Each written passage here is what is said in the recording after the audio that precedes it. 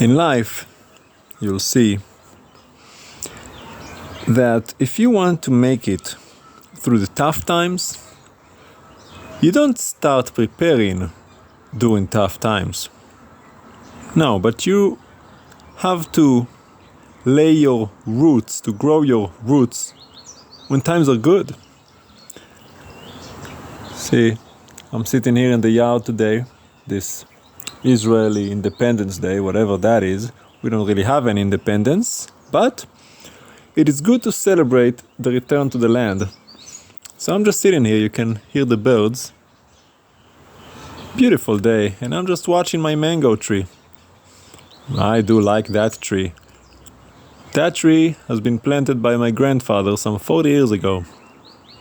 Has very deep roots. And that tree has seen some good years and it has seen some bad years. But one thing I can tell you about that tree, 40 something years and it is blooming like nobody's business. I see plenty of fresh leaves and lots of flowers. And you know, the flowers is what become the mango later. But that's not the only tree I have. I have some other plants here in the yard and other trees, and some of the newer ones are not doing too good, especially those plants that sprouted most recently. Because drought does come. It's not always sunshine, it's not always rain. We need both. But when it comes to survival, when it comes to really thriving, you have to grow when times are good. It really is the parable of the ant that gathered its harvest in summer because in winter, well, if there's no food, it's cold and rainy, they can't go anywhere. And it's always the same thing. Stephen met a young guy some time ago who told him, I don't need God. He doesn't know anything. But Stephen told him, you will.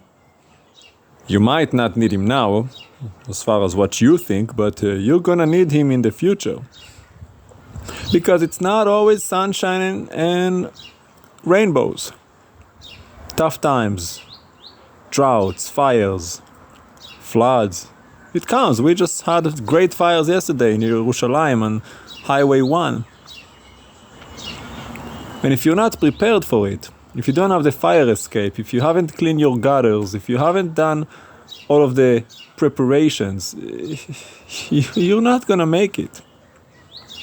A tree that hasn't planted its roots deep enough to reach the water source of the the deep water, whatever they call it, you're gonna just dry out and die, like the Lord uses in many parables in scripture, like a tree in the Arava.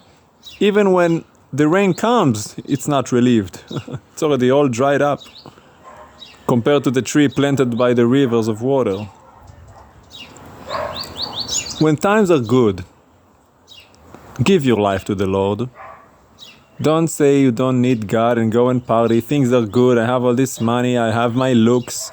I want to have some fun. I want to go and experience. You know what you do. Whatever it is for you. Everybody got their own thing. Your little hobbies, your get-together. You take the best of your life and you spend it away instead of giving it to God. And then when tough times come, now you don't want God anymore because now you're angry at God. Now you're bitter and resentful. Where is God? Where was... Well, what do you mean where is God? The same place He is now that He was before. A place that you were not interested in seeking. The Lord does not move, He's always there.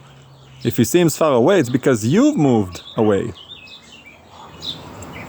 You haven't planted your roots when things were good.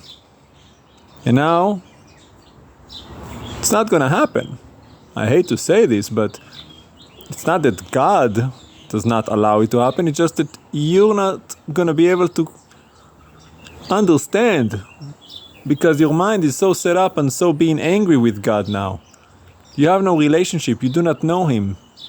And that's really the parable of the 10 virgins that Stephen preached about 40 some years ago. On the channel, it's called the Matthew 25, Parable of the 10 Virgins. Powerful message. Some were wise, some were foolish, some had oil, some did not. The time came, the bridegroom was coming, and oh, we don't have any oil. Well, it's too late now. You should have got oil when you had the chance. Why don't you give your life to God today? If you're listening to the message, obviously things are good. You have time to browse on the internet, to watch videos on YouTube. Do not delay. Forsake those useless, meaningless, worldly pleasures of yours. Whatever it is you're going after, it doesn't matter. You're going after something. Those things are meaningless. It's not gonna give you what you want. It's not gonna make you happy. It's not gonna give you life. It's only gonna kill you one way or another. Why don't you forsake everything, all that nonsense, and actually fulfill the purpose for which you were created? To serve the Lord. Start growing in your spiritual relationship, in your journey with God. Get to know Him. Do His will. Unlike that godless biker you just heard. He's gonna die soon, sure enough.